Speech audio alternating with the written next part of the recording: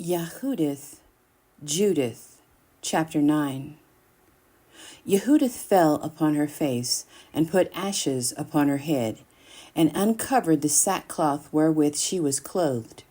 And about the time that the incense of that evening was offered in Jerusalem, in the house of Yahuwah, Yahudith cried with a loud voice, and said, O Yahuwah Elohim of my father Shimon, to whom you gave a sword to take vengeance of the strangers, who loosened the belt of a maid to defile her, and discovered the thigh to her shame, and polluted her virginity to her reproach.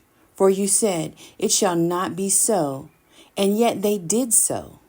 Wherefore you gave their rulers to be slain, so that they dyed their bed in blood, being deceived, and smote the servants with their Adonim, and the Adonim upon their thrones, and have given their women for a prey, and their daughters to be captives, and all their spoils to be divided among your dear children, which were moved with your zeal, and abhorred the pollution of their blood, and called upon you for aid. O Elohim, O Elohai, hear me also, a widow. For you have wrought not only those things, but also the things which fell out before, and which ensued after.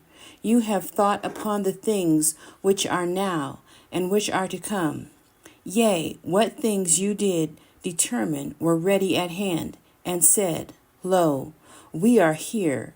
For all your ways are prepared, and your judgments are in your foreknowledge. For behold, Ashur is multiplied in their power. They are exalted with horse and man. They glory in the strength of their footmen. They trust in shield and spear and bow and sling, and know not that you are Yahuwah that break the battles. Yahuwah is your name. Throw down their strength in your power, and bring down their force in your wrath. For they have purposed to defile your sanctuary, and to pollute the tabernacle where your glorious name rests, and to cast down with sword the horn of your altar. Behold their pride, and send your wrath upon their heads. Give into my hand, which am a widow, the power that I have conceived. Smite by the deceit of my lips the servant with the prince, and the prince with the servant. Break down their stateliness by the hand of a woman. For your power stands not in multitude, nor your might in strong men.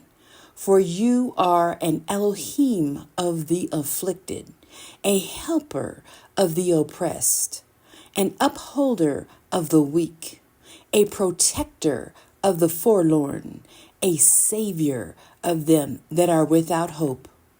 I pray you, O Elohim of my father, and Elohim of the inheritance of Yasharel, Yahuwah of the heavens and earth, creator of the waters, king of every creation, hear my prayer, and make my speech and deceit to be their wound and stripe, who have purposed cruel things against your covenant and your sanctified house, and against the top of Zion, and against the house of the possession of your children, and make every nation and tribe to acknowledge that you are the Elohim of all power and might, and that there is none other that protects the people of Yasharel but you.